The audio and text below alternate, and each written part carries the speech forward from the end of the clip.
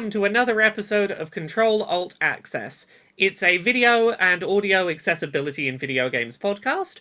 I'm one of your hosts, Laura. I'm here as ever with my lovely co-host, Arevya. Hi, Arevya. Hi everyone. How you doing this week? I am doing.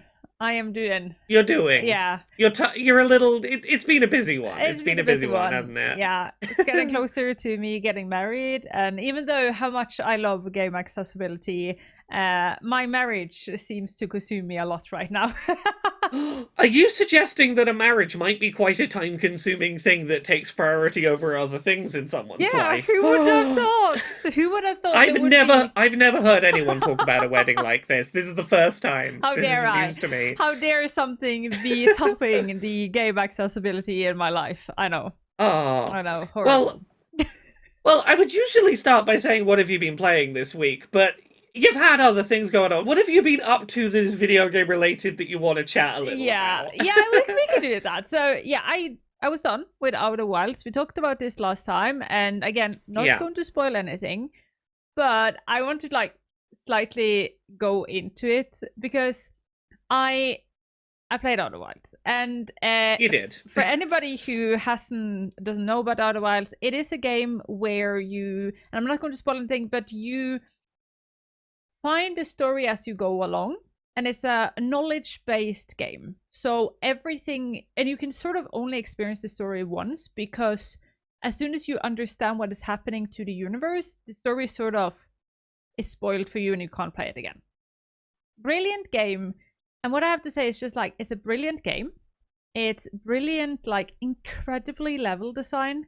Like, it's beautiful. You travel from planets to planets, and I don't think I've ever seen something as beautiful as that. Yeah. But, there's a big but.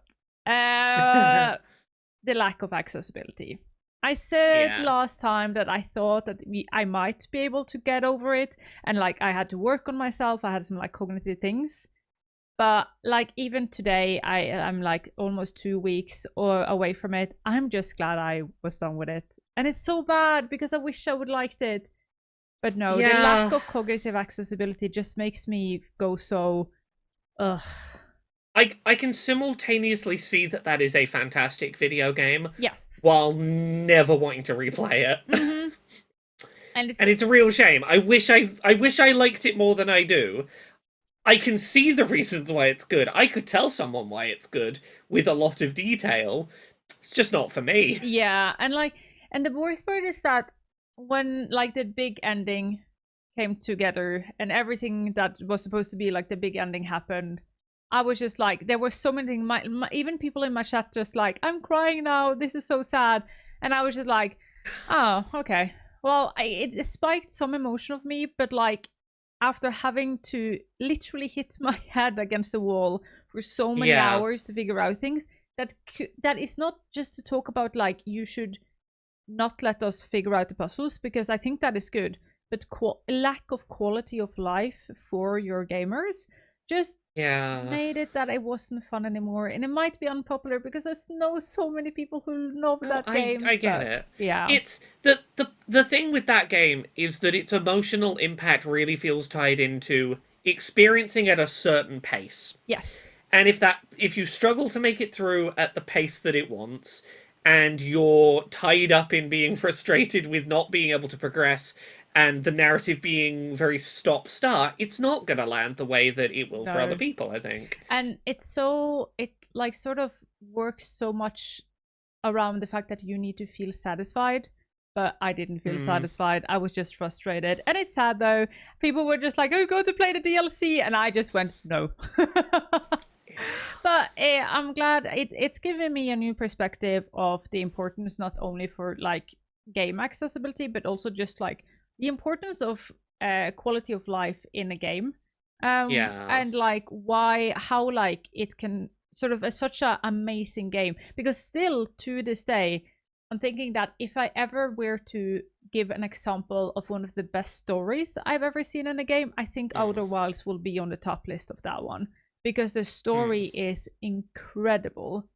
But then it's like I'm sort of like, right, I sort of think maybe if you have cognitive barriers, I think like maybe go like maybe just watch a YouTube about it I instead of kind of playing. wish I'd done that. Yeah, I kind of wish I'd watched someone else play it, and yeah, like maybe just with some annotations on screen to be like, oh, this is why this clue pointed me here, and I'm like, oh, okay, I see where they're going there yeah, now. Let me watch it as like a little film on YouTube. I'd probably have a better time. yeah.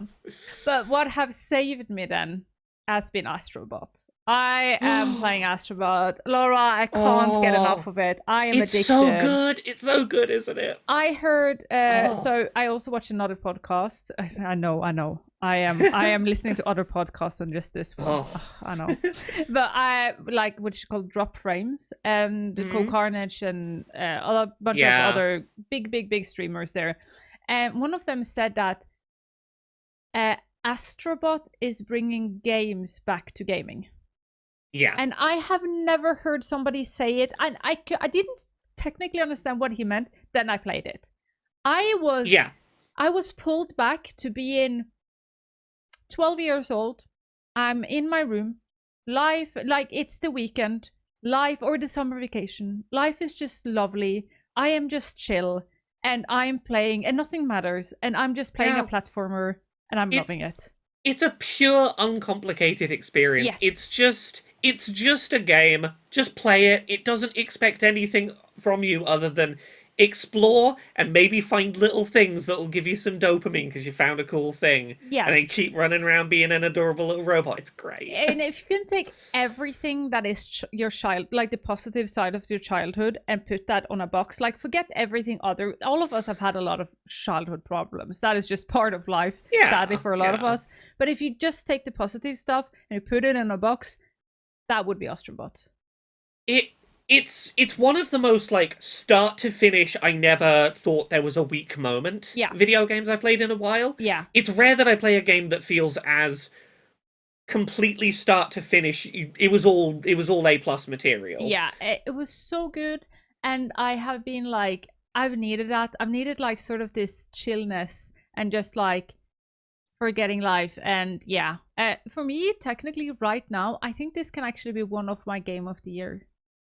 I would agree. Yeah. I would agree. It's just so good. Yeah. I recommend everybody who have a PlayStation and needs a bit of a calmness to take a look at this one. Yeah. Absolutely. It's been a good September for very chill, charming, happy feeling games. I've got one this week to talk about in a little bit that similarly like it's good to just have a game that feels cozy. It's needed sometimes. Sadly, it is lacking of accessibility. You talked about it last time. You did some really, really good points. I think there is a lot of things because it is a platformer and it's quite strainy on my hands. So, but I played it with Björna, my fiance. So we did one level each. So sort of like since I got so much pause while playing, for me it wasn't a problem, but it's lacking a bit. And also I don't know if this is Astro Bot or just platformers in general that is really smooth, but sometimes when you have platformers that are really smooth, because the controllers are smooth, there's the only way I can describe it, they are smooth, and that is that when you then jump and sort of goes inwards through the screen, it can be really, really hard to perceive depth because your character flows so smoothly that your sensation of movement sort of disappears a bit. It's sort of you don't feel the momentum of it so much. No, it's sort of too smooth for your brain to sort of understand that you move inwards. It's okay, but it makes it sometimes that you miss. But with a game that has literally no consequences for dying, like legit none, that is just like, hey, you know what? I don't care. I do have one accessibility update on Astro Bot, and it's a positive and a negative. So when we talked about this a couple of weeks ago, I talked about the fact that one accessibility barrier that's introduced that would prevent someone who's using an access controller but not a DualSense from accessing some optional collectibles is the requirement to blow into the controller. Yeah. There is a way to avoid it, but it's not intuitive at all. Oh. It's not in the game. If you go to your system settings and disable the controller's microphone in the PlayStation 5 system settings, it will auto-pass those blow into the mic moments. But muting the mic via the button on the controller, which in theory is also muting the microphone, doesn't. Oh, that's smart though. Should be done a lot easier. I guess so, but yeah. like I would never have thought I need to go disable a microphone I'm No. not using.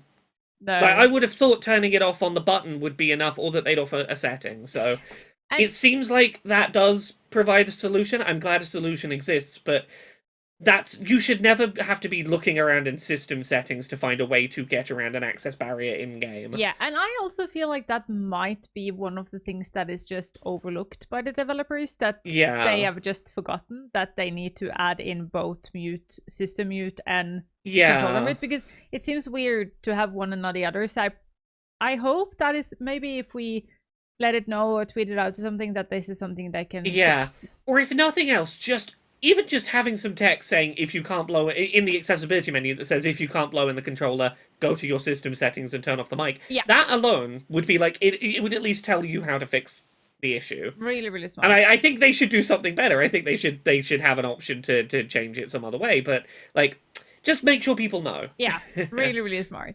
I also did take a look at Thank Godness You're Here. And oh yes, yeah, that was good. I did like, it was sort of almost a bit hard to stream it because I didn't know how to commentate on it. It was just like I just sat there and laughed, but it was fun though. The only thing is that I had this talk with my stream when I did my accessibility document writing Wednesdays the other day, and that is like, how like can culture also be a barrier that can be mitigated by accessibility? And we talked about it a lot, like can religion and social things and culture put on such a big barriers where you can't access a game? And we debated it back and forth. I don't think has like a easy yes or no, but then we played Thank Godness You're Here.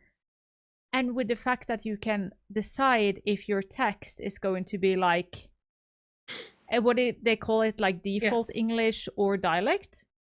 Yeah, do you want this written in English that, like, if you learnt it as a second language from a textbook, you will understand? Yeah. Or do you want phonetic writing of the way a local would pronounce it? Yes. That might be a barrier, but might feel at home if you're local? Yes. Yeah, that is definitely an accessibility setting. And like, I was just like, for the first time, I've actually gotten a proof of a game having a barrier for something that is more directed to the way we are living, sort of. And I think that was really, really cool. I also think that this is smart to have, because a lot of people that I know read books that are set in other cultures from themselves. If they have a way of like writing dialect, it can sometimes be really, really hard for you to understand if you don't understand the way they have like written this dialect. You can miss parts of the book. And here they were just like, hey, we can understand this to be a big problem. Let us just like, the character still talks in their dialect, but at least you get the plain text, maybe we can call it that, on like the screen. You can read it, no problem. And I thought that was really, really cool. Yeah, there was also a really interesting article, and I will try to remember to link it in the description of the video this week, about how you localize a game that has such specific language texture to it into other languages. That was a really interesting read on that front, because how you communicate that kind of dialect stuff when translating to other languages, really interesting challenge. And it is also important, because like I talk a lot about accessibility in the form of the view of like accessibility of disabled people, but accessibility with lower barriers can also be for other people, as we already we have said a lot of times. And also the same way when I played Venba, it made me also think about that, where for me, because the food I am used to making, but Venba, for those who don't know, is a game where you sort of rewrite your mom's cooking book, and it's a cooking book and from Indian culture. So because the way Indian cuisines and Norwegian cuisines are so different, there were so many times for me, it didn't make logical sense what was the next step I was supposed to do. So the game had a brilliant hint system. And this is like, for the first time, like the two things I've seen, like, which is really pointing on cultural barrier, cultural accessibility almost. Like, how can we make sure that this game, who is so localized in, and is so important to tell the story for this one culture, but still make it needs to be told in this way, but still make it possible for other people who may not has this base knowledge to still understand what's happening. And it was brilliant. It was actually really cool. I like that. Yeah, how can you localize without stripping the culture that is important to the text? And I think that is so important, because you shouldn't need to change what is your base of your game, what is the values, and what is the story you want to tell, to sort of, it would be so wrong to say to a game, oh, but like the majority won't understand it, and just like, no, I don't care. This is not made for the masses. Maybe this is maybe made for a smaller intersection of humans somewhere in the world, but if the rest want to enjoy it, here are some options we can make it so it makes it easier for them to understand. And that was brilliant. I think it was really, really well done, and it was funny. If you like lewd humor and British humor, go and test it out. You will have a fun 2 hours, 3 hours, just like having. It's very, very silly. Yeah. But I also, with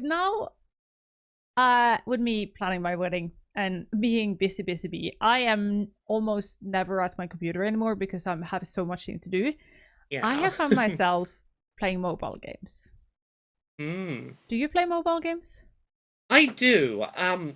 A lot of the games I play on mobile are ones that are available on other platforms, but I just like having mobile versions of them for a couple of use cases. Like, sometimes it's I want to have something with me wherever I go and not have to bring another device with me and just know that that game's there. Sometimes it's for a game that I can play one-handed. There's different use cases, but there are several games I have on mobile that I have as like my little collection of mobile games. I have the only game, there are two games I keep like coming back to playing, like when I have a bit of a downtime, or just like I can't keep on looking at the same menu chart for this wedding a million times, so I need to just take a break. So it's like Fallout Shelter and Necromerger. There's two mobile games, but I find that the accessibility in mobile games is often even lower than in other games. Have you seen like do you feel like they often are able, you who play games who are normally on PC, do you see the same accessibility? It's tricky. So if I think about some of the examples of mobile games I've played, Vampire Survivors, it's a game where you automatically attack in different directions and billions of things happen on screen. Some of the accessibility settings that came to that game over time, things like being able to have coloured outlines around the edges of your character, also came to mobile, just because it is a game that wants to be consistent across platforms, and sometimes, that sort of lifts up other platforms along with it. But my experience with mobile games is a little mixed. One of the mobile games I used to play was Pokemon Go. Yes. And I stopped playing Pokemon Go for a couple of reasons. I stopped playing it because it got really heavy with monetization in a way that I didn't feel comfortable with. Yep.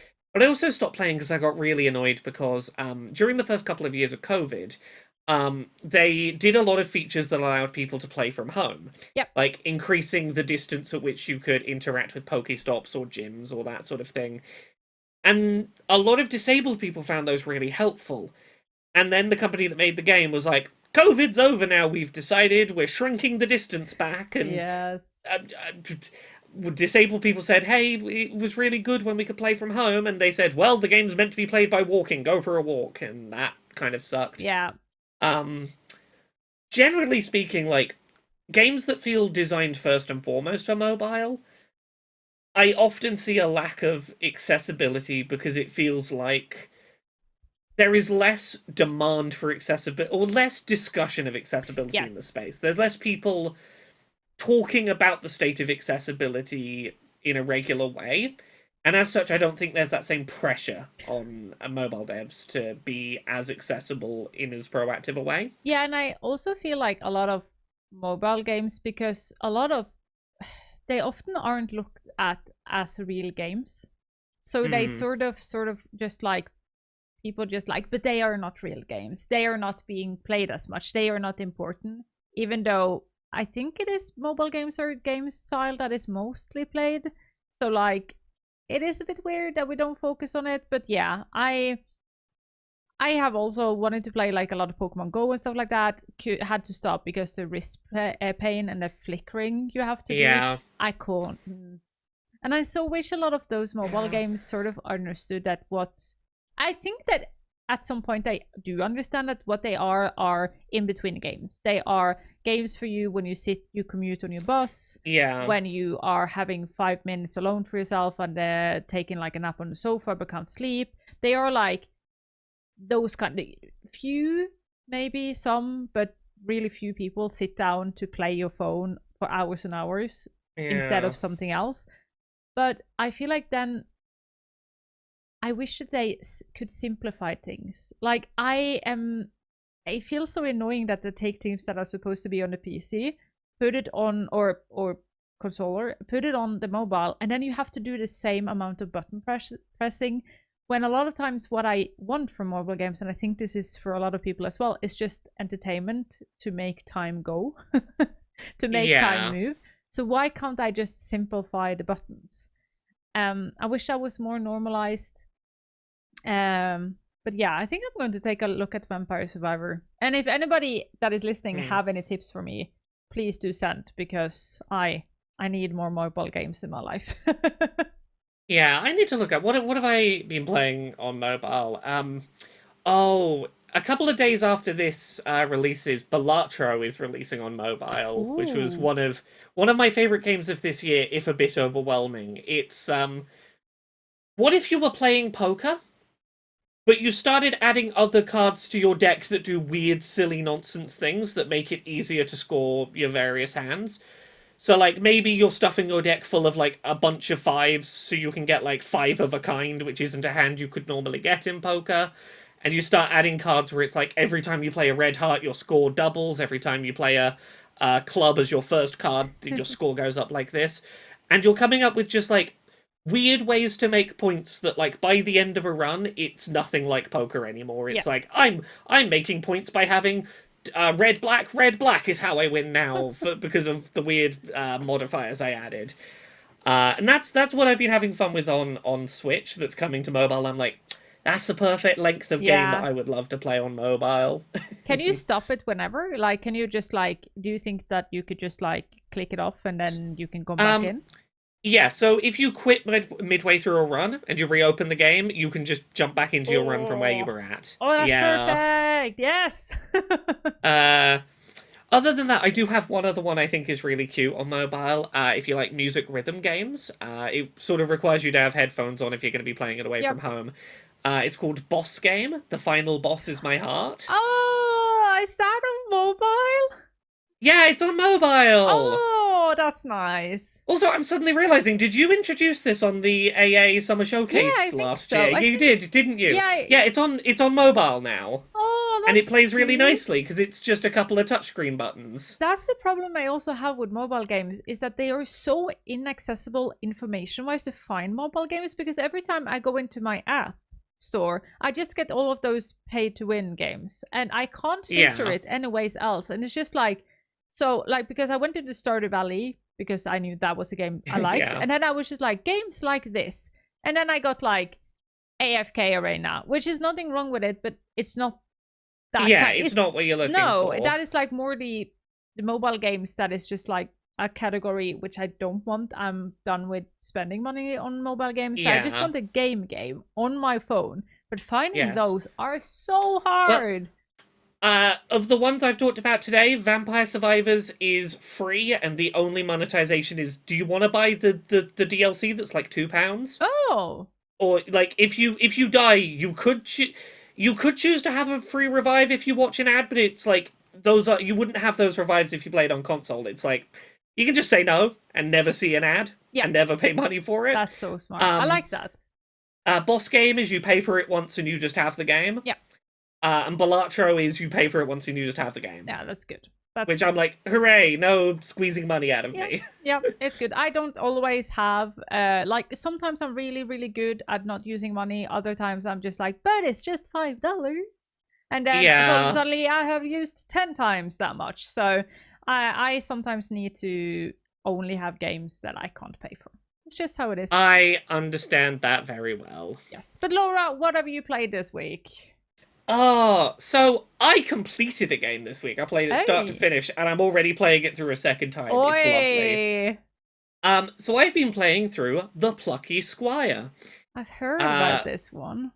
yeah, so for anyone who doesn't know this game, it starts off as like a cartoon, children's storybook style art style top-down Zelda game. You are playing as this character, Jot, the plucky squire. You're running around with your little sword doing quests, but they're all very silly. The start of the game is there's a wizard who lives next door to you that makes drum and bass music, and he's got a really banging tune he's working on, and he needs you to go to the top of a mountain and meet a bee and get some wax so he can make another vinyl record for his new tune. So it's all like quite silly little Zelda-y adventures. Yeah. But then Spooky Wizard shows up and he's like, hey, I've discovered that our world we live in is a book. I found a copy of the book that we're in, and I read the book, and I lose, and I don't like that. So Oh. I'm gonna remove you from the story. And he uses some magic to push you out of the book. Now it's a 3D Zelda game where you're on the little child's desk where the book was. And it becomes a Zelda game where part of the puzzle solving is jumping out of the book to manipulate the 2D world in interesting ways, like maybe oh, this rock, it's too heavy for me to push sideways while I'm in the 2D world. I'll hop out of the book and lift the page up so that gravity makes the rock on the page slide down, and then I'll hop back in the book. Oh, that's cool. Or you start being aware of like the words in the book, so Yeah. a little bit like the game Baba Is You, if you know that game, but a little more simplified. It's I can take this word out of this sentence in the book and put it somewhere else, and now the book has changed. And it's maybe like 10 hours long, but it's just this charming little adventure of a group of friends going on an adventure to save the world that occasionally you hop out a book and do something interesting to the book. Um, Things I really like about this game. I love that this game does have a lot of accessibility stuff there for simplifying mechanical difficulty. There is mini games that change up the gameplay genre of the game, and all of those can be skipped if you're having difficulty with them. There's a lot of really fun variety in them. A couple of early examples. There's one bit where you're playing Punch Out against a honey badger. There's one where you're like first-person shootering with a bow trying to shoot these little bugs. But all of those can be skipped if any of them are a problem. Oh, that's good. For cognitive accessibility, every page of the book you go to has a little wizard, and you can go talk to the wizard, and he'll give you a hint as to what you need to do next. And he won't just like outright say it. There'll still be a little bit of room for mystery, but he'll like point you toward the next step of the overall puzzle. So no matter what bit you're stuck on, he'll sort of nudge you the right way. Yeah. So I like all that. There's a couple of accessibility things that aren't so great. The big one is there's a couple of stealth sections that involve, in the 3D world, avoiding being seen by some scurrying beetles on the desk. And like if they see you, it's a one, instantly you lose. Yep. They're not particularly long, and they're well checkpointed, but they're one of the few gameplay changed sections that you can't skip.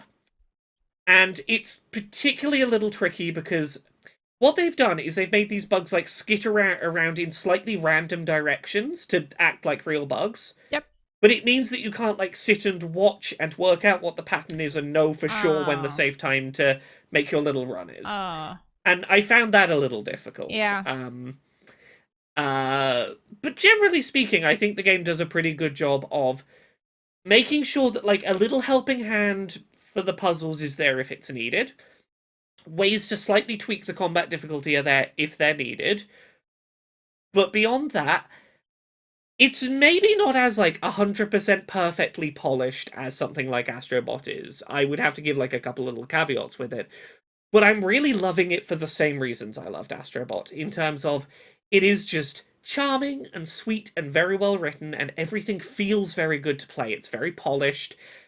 It is charming. It is delightful. It is a game where I'm just, no matter what the game throws at me, I'm constantly like, that's a surprising new mechanic I didn't expect. The way you wrote that little bit of children's story was adorable. Oh, the way you've drawn this character is charming. It's making me similarly, I'm very happy to have this very cute game to play. I'm glad we are back to like sort of being a bit creative in that way. We have had a huge wave of like things being so realistic and complicated and massive and enormous and grandiose and all of these things. And it seems like we are on a small little new wave of going like, hey, what if we just have fun with a game? Like sort of, and I'm not in any way like talking down like Wukong and all of these amazing big games. They are good, but there is also a need for I just want to be a bit childish. I just want to relax. And I think it seems like we're on a little bit of a wave of people just wanting to go like, hey, if I'm going to spend 2 hours tonight between putting the kids to sleep and like having to go to work or whatever, having to go to bed myself, I just want to chill.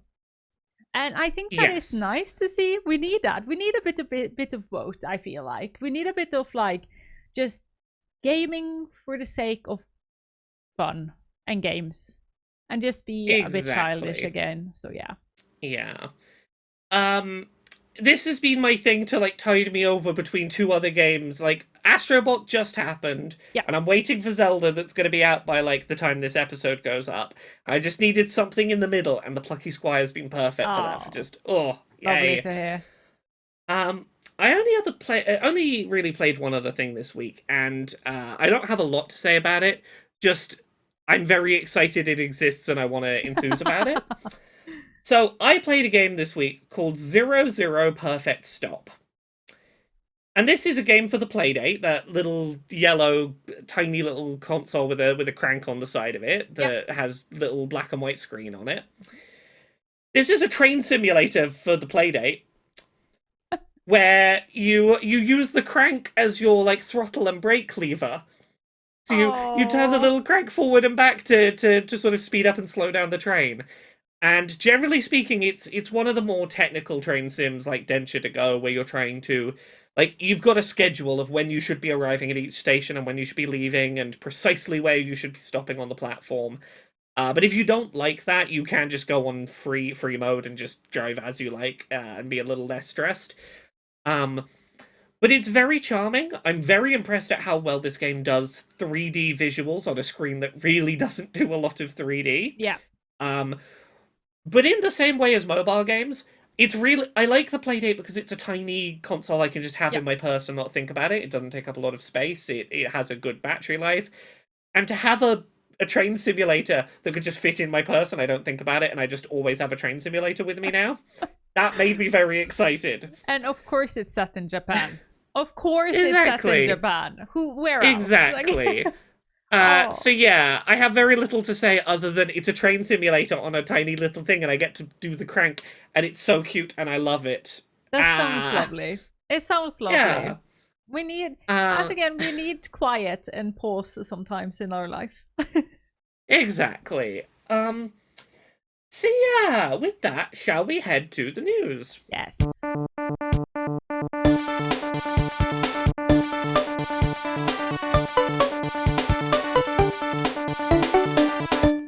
In this week's news, God of War Ragnarok on PC gets audio descriptions and reduced puzzle hints, Tales of Kenzera Zao gets new accessibility features in an update, EasySurf shares video of accessibility assessment for Cabernet, and Satisfactory is out now with its Arachnophobia mode. Yes, shall we start them up as we always do? Yeah, sure. So, yeah, God of War Ragnarok's got new accessibility settings on PC. Yeah. They're coming to PlayStation. They're not there currently, but they do exist. Yes. So first of all, there's audio descriptions, which that game did not previously have.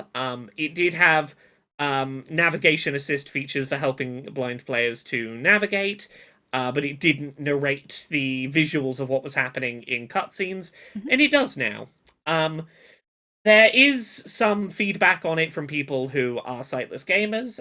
Sightless Combat, who we talked about on the show before, has described the text-to-speech support as being like, yeah, it's an automated text-to-speech voice, which isn't ideal, and the audio descriptions are a little bit short, which makes sense for a game that didn't plan for them and has to sort of wedge them in where there's space. But otherwise said that it is appreciated and it definitely does add to the accessibility of the game, which is really nice. But there's another setting that a lot of people were asking for when this game came out, which is when you're playing God of War Ragnarok and you're on a puzzle, Atreus is quite eager to tell you the answer to the puzzle, maybe before you've had a lot of time to work it out yourself. Yes. There's now a setting on PC to say, Atreus, can you just chill off on the hints? Can you give me like a minute more to work it out before you tell me? Atreus, just go over there, sit down on a block of ice and hum a tune or something. Yeah, that's the thing. Like, I appreciate the hint system in God of War Ragnarok, but there's nothing worse than like, I've got this. If you give me a second, I'll have it. And just as you're about to work it out, the game tells you, and you're like, oh, I feel like you robbed me of me working it out. Yeah. Like, as a huge advocate for game hints and game having hint systems, it's also just like, it is a line there. It needs to be a line there. And and like it needs to be something where you need a satisfaction of like completing the puzzle yourself, but also, hey game, now I'm really stuck, can you actually help me? And I can understand people being a bit annoyed about that. Remember playing the game myself and being a bit like, well, excuse me, I am working on it. Exactly. So yeah, other stuff we've got this week. We've got an update on Tales of Kenzera Zao, which is a game we talked about a little while ago on the show. That sort of side-scrolling beat-em-up game where there was like two different combat styles you could swap between. There's a new story difficulty for that game, which difficulty is not automatically accessibility, but it's always nice to see more difficulty options available. One of the harder parts of that game previously was these sort of mandatory chase sequences where you're having to run away, and like if you slow down too much, you fail the chase sequence. You can now skip those. Depending on your game difficulty, if you fail a certain number of times and that gets a bit higher per difficulty mode, it'll just say, do you want to skip this? If you're playing on story mode, you can just skip it straight away. But here's the one I was excited about, because this is one of the things I complained about on Ctrl-Alt-Access about wishing was a little different, which is insta-kill spikes, one-hit kill spikes, are now less strict. They have a slightly more forgiving hitbox and don't kill you quite as immediately. Oh, yeah. Which, I talked about this, like, quite early in that game, they're, like, introducing to you the idea of optional side paths to go down. And the first one of those introduced is like a 40-second long corridor of instant death spikes. And it's so out of nowhere. And it's like, I know it's optional, but you can't, like, introduce a mechanic to me and not expect me to try and do the first one. Yeah. And it just felt like it was a little too vicious. Yeah, they've just softened that up a bit. So it's like, yeah, no, we made the boxes on those a little too big. It's fine. You've got a bit more leeway. It's still going to instant hit you if you get too close, but slightly more room to play around with. And I'm going to live in like the Lululand or the world of disbelief and think that they listen to our podcast, and due to that now it's fixed. Oh, definitely, that's 100% what happened. I refuse to be told otherwise. Yeah, that's canon now. That is just canon. That is yeah. I think it's also quite cool. It's a project we two have been working on because both of us work for a company called Easy Surf. So we're part of, so EasySurf sort of is a collective. Mm. Maybe we can call it more than that, because Yeah. we're not hired by them, but we do work together with the other consultant in EasySurf with doing Yeah. game accessibility We're a consulting. group of consultants, and sometimes we get paid freelance to do things Yes. that they find us work, we get paid to do the work. Yes. And there is now posted a video, one of the games we have together been working on. Yes. And it's oh god. Cabernet. There we go, Cabernet. There we go, I'm on it. We got it. Yeah, we've been doing consulting on a game called Cabernet. There we go, yes. And it's been really, really nice that they have made, EasySurf have made like sort of a video about it, because I do think that it's sometimes a bit, people don't necessarily know what game consultants do and like how we do it and what work we do. And I wanted to take it with us today to like sort of showcase and highlight that like this is what we do. This is what people that want to, if you want to get into game accessibility consultant, or you yourself are a developer and wondering, is this something I need? Then you can take a look at that and like get a view into a day for what me and Laura does as our work. So there's a couple of things you can go look at. There is a 5-minute or so video where it's like a lot of clips of myself and Arevya and other consultants from EasySurf playing the game in real time and talking out loud about the accessibility barriers we were experiencing and why they were barriers for us and what might have helped with them. And that's like a very real, in the moment, like this is what it looks like when we do the work. But then if you want to see the results of that work, there is also available online, and I will link this with the video as well, a 70-page, I believe it is, document that is the results of that accessibility consulting. Yes. That is, here is all the barriers we identified, here is explanations of what was encountered, here is like the consensus that was reached and how all of these different accessibility barriers break down by category, and how easy it would be to implement solutions to these things that were raised, so that you can sort of look at them as like, this is gonna help a lot of people and be easy to fix, or where on that scale it lies, so you know which things to prioritize working on. Like, this is the best look you're gonna get publicly, I think, at like what accessibility consulting work looks like and the kind of work we do, because as you say, so often we do this work and then it quietly happens in the background and no one ever sees what it is we're actually doing. Yeah, and I think it is transparency. Maybe we can get other people to come into this field and go like, hey, I could have done that as well. Good. If you is sitting there and thinking like, hey, why can't I could have done that? Dude, start doing it. Yeah, please, come do it. Please, we need more people. Like, we want more people to tell their story. Because even though, and we talk a bit about this at EasySurf, it's like, okay, I have arthritis. I can then represent people with arthritis, but I don't speak for everybody with arthritis. Because you are a person with arthritis. Yes, and it's really, really important to understand that. And also for devs, we make it sort of, accessibility is so vast and it's so big and it can be so scary. But hopefully with documents like this, you sort of get it a bit more under control, and you can like sort of, if your brain goes a bit woo with all the possibilities you can do, here is a way for you to sort of go, okay, but this is something I can start working on. I can start on page 1, I can work on this and go through it. And I think this is really good. And I am impressed, and I wanted to shout it out, even though, but of course me and Laura has worked on it, so I need to say that, but I think it was really, really cool. So yeah, exactly. Yeah, so we've got one other story this week. It's going to be a little bit of a shorter one this week, but do you want to talk about Satisfactory and Arachnophobia modes? Finally, Satisfactory is finally out. The game is out. Everybody plays it, and I love to see it. And the reason why we have talked about it before, but Satisfactory have a really, really, really good show of Arachnophobia mode. In the games, you can come over spiders, but the game developers had just gone, hey, do you rather want to watch cute pictures of the dev team's cats? So, and I think that is a brilliant way of doing it, and I wanted to shout it out. So if you want to play it, or you have played it but you got really, really scared about that, there is a way of you to like work around it. Arachnophobia mode are, yeah, I just in general think the Satisfactory has done a really good show of it. There is still things to fix. Some people have still like said that it can still be hard because you can still see signs of there being spiders in the game, like spider webs or sounds. But it is a start of a way, I think it's a creative way of trying out Arachnophobia mode. So that is why I wanted to shout it out.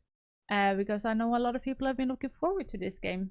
So I hope you also will play it. Hooray! I think that is everything for the news. So, maybe not news, but shall we take a little talk about the PlayStation Pro? Yeah, so there's not a huge amount to say about this, but shortly after we recorded last episode of Control Alt Access, the PlayStation 5 Pro got announced. Yes. And, you know, there's a few takeaways to have about it. You know, PlayStation didn't necessarily do a great job of actually showing why people should care about it. It's getting harder and harder for a YouTube video to actually show you the difference in game graphics. Yeah. But the big thing is the price. Yeah. After watching 10 minutes of PlayStation not be very confident in how to explain why this was going to be better, it costs £700, or I believe it's €700 as well. I think it's just the same number.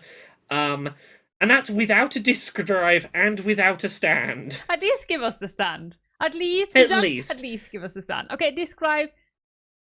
Okay. Let me take on the unpopular opinion hat for a second there. As somebody, okay, I can understand the need for physical copies. I think it is important. As somebody who has worked with, super rare games and who, limited run games, people like this, I love physical copies because it's a way for us to make sure that games doesn't disappear. But as we saw with Concord, if the devs want to remove the game is gone. No matter anymore. If you have a physical copy, it doesn't help you anymore. Sorry, but if they want to not give you the possibility to access your game, your physical copy doesn't work. But it does work if it is a niche game that is just forgotten, because that is a legit problem we have right now. Games are getting forgotten. I'll say this. Offline games, generally speaking, having the disc will be fine. Yes, 100%. Concord's issue is specifically, I think, an online game that they can take away. But and it's a server, so you need a server access anyway. Yeah. But it is important to that. But most of us still don't buy...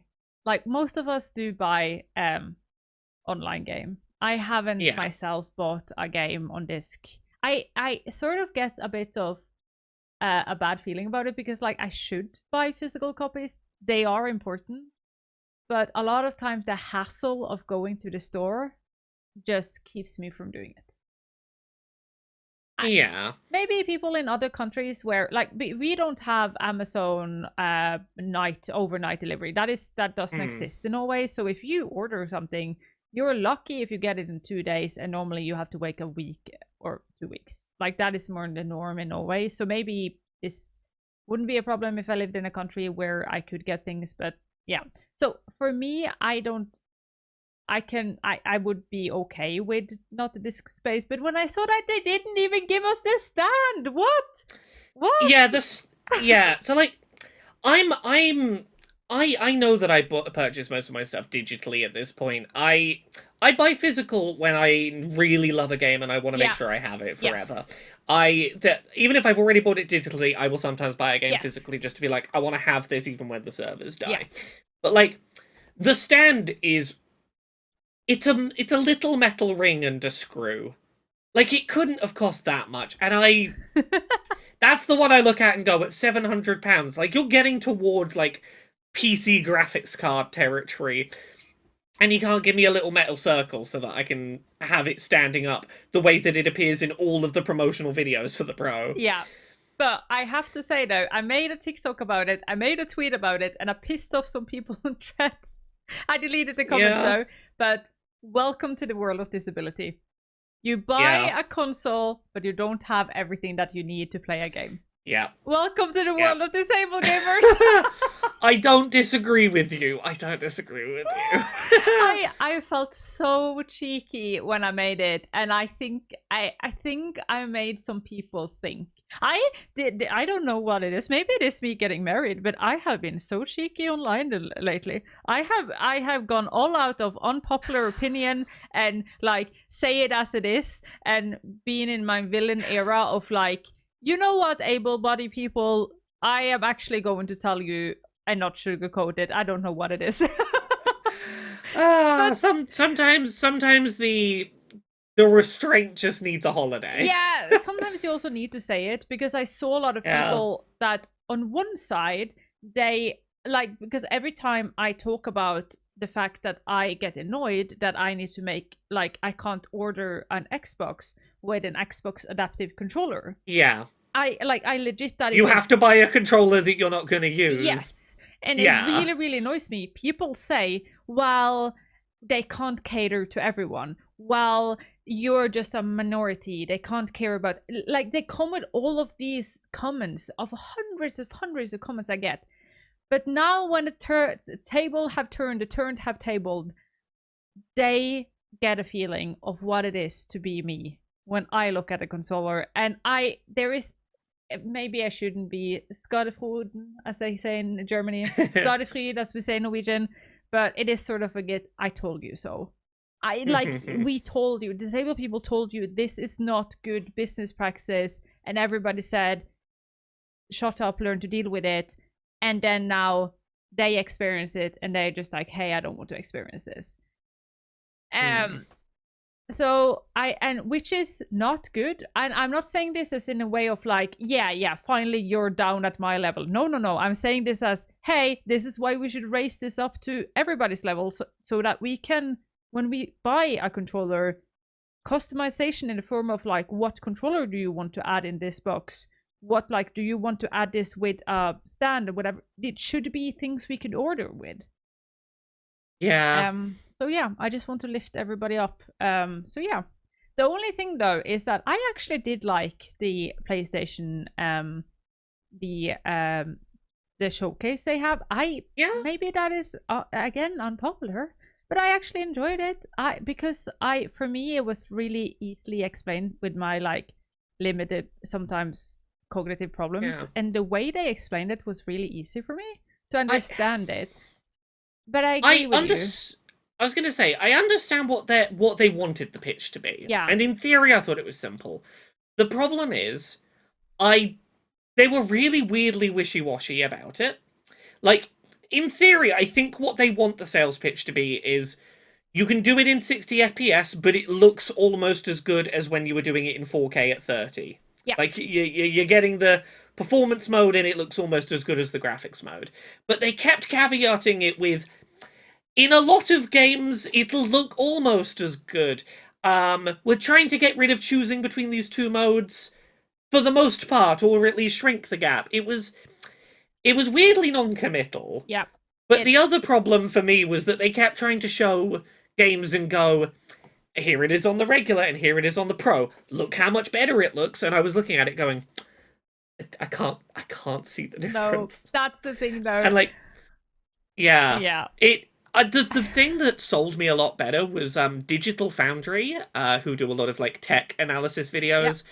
They did a video about Final Fantasy VII Rebirth on the Pro, and watching that, I was like, I don't know what you've done differently. I can see the difference when you're showing it. Yeah. You are presenting it in a way where you can actually tell what's happening. Yeah. Which, you know, I don't know what PlayStation did differently. I like the idea, but 700's a lot. Oh, it is a lot. I am wondering though, because I tried to figure this out, do we have any statistic on how many people normally buy a Pro versus how many people normally buy a not Pro?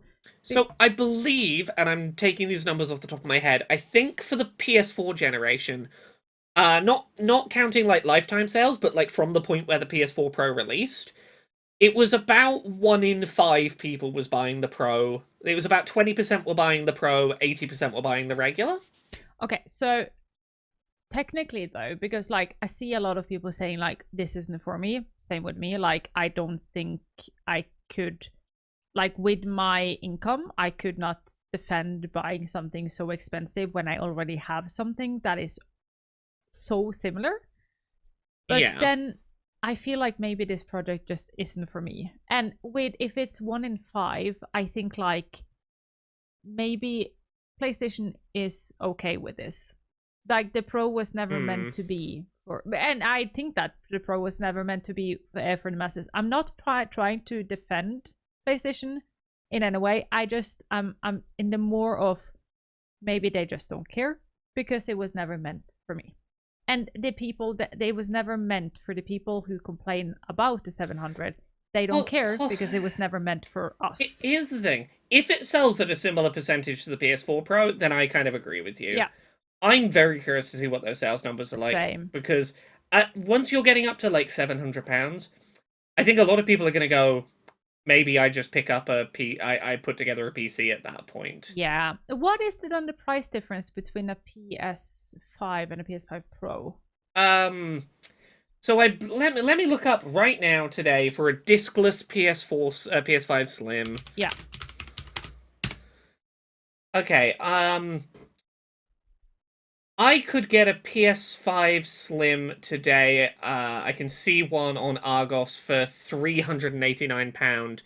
So a little under double the price for the Pro. Oh, okay. I did not think it was that different. That is a lot. Yeah, so for a PS5 Slim with no disk drive, it's a little under 400, going up to about 700. So it's not quite double, but it's coming up on double the price.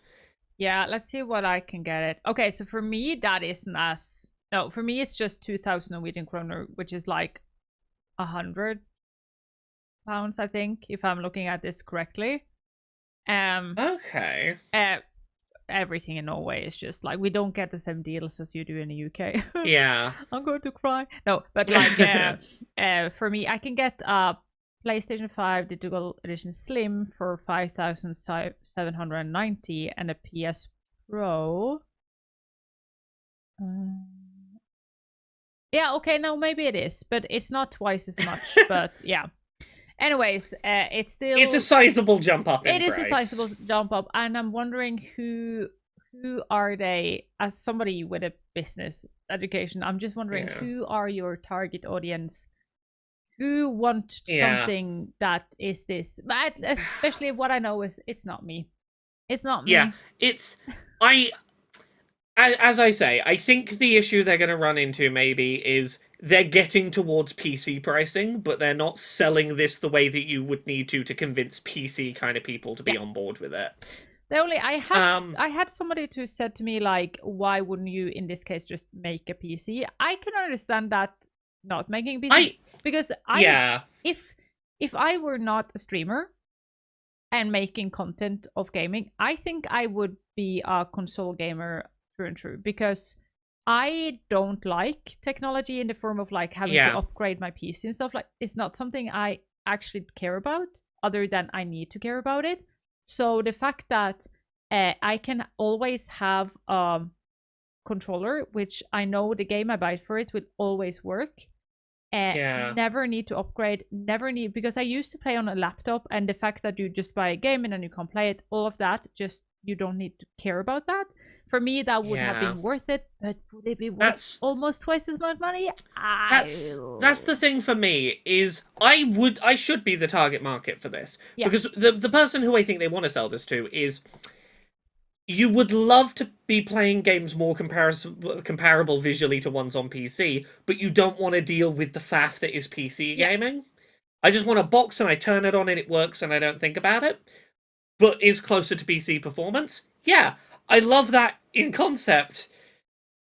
700 is just a very high number to ask for a console, and I don't know if I can. Yeah, for a mid-gen. Yeah, because then but do I want a PS Pro or do I want a PS5 and a Switch, or a PS5 and Xbox?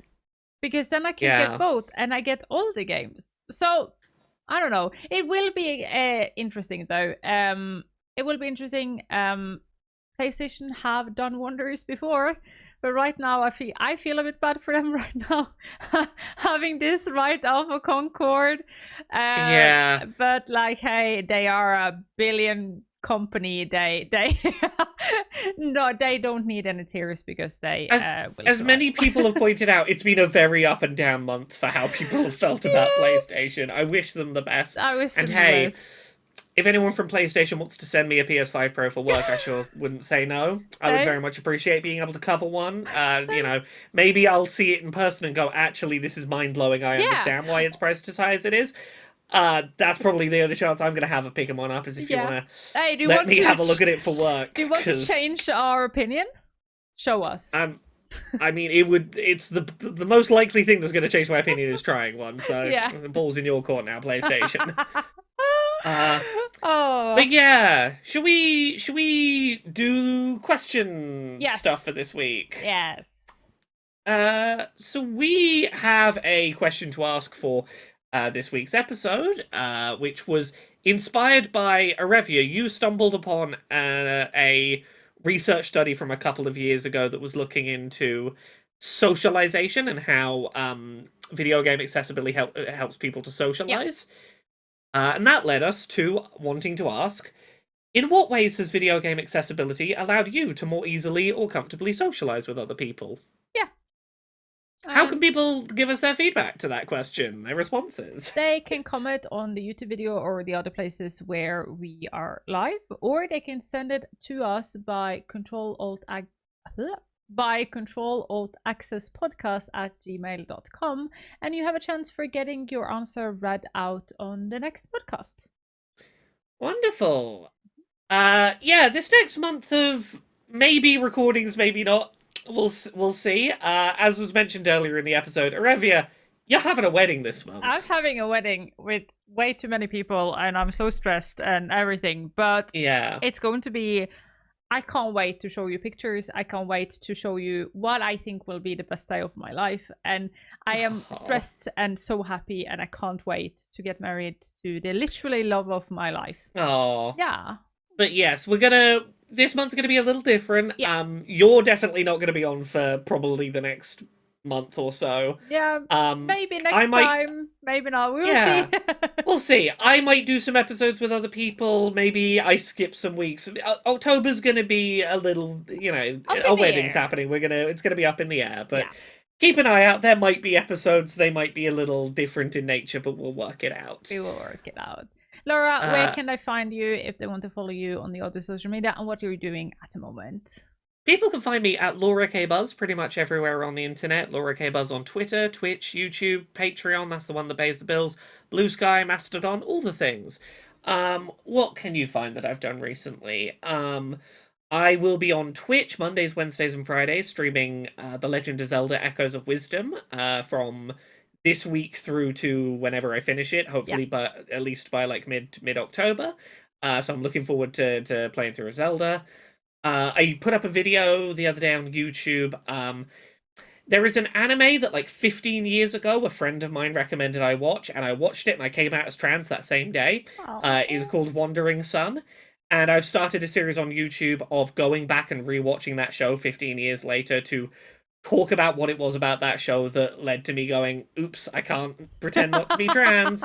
I watched all 11 episodes back to back, and like 2 hours later I was coming out. That show broke me. So if you want to turn a 20-minute episode of anime into nearly an hour of me talking about trans stuff, go check that out over on YouTube. Yes. What about you, Arevya? Where are you at on the internet? Yeah, you can find me under Arevya everywhere except for TikTok, because somebody stole my name. There I am, Arevya Gaming. And lately I'm streaming a bit on and off, but we are going to take a look at some new games. I haven't actually decided what game, but Friday at 7 p.m. Central European Standard Time, we are doing gaming. Also on Sunday at noon. But on Wednesday, if you want to learn more about accessibility, I'm writing at the moment a big accessibility document, which is like everything I need to know about accessibility from somebody who have memory problems. I need to write everything down. So I'm making a Bible for myself, but I'm sharing it for everybody for free. So if you want to come and add on to that one or work with me on Wednesdays, you can stop by my streams on Wednesday at noon and work with me. Yeah, that's what I'm doing. And then I'm getting married, just randomly getting married. So that's going to be cool as well. I can't wait. I cannot wait. Yay! So I think that's everything for this week. Thank you so much, everyone, for watching. We'll be back at some point soon with another episode. Yeah. Thank you very much. Goodbye. Yeah, bye.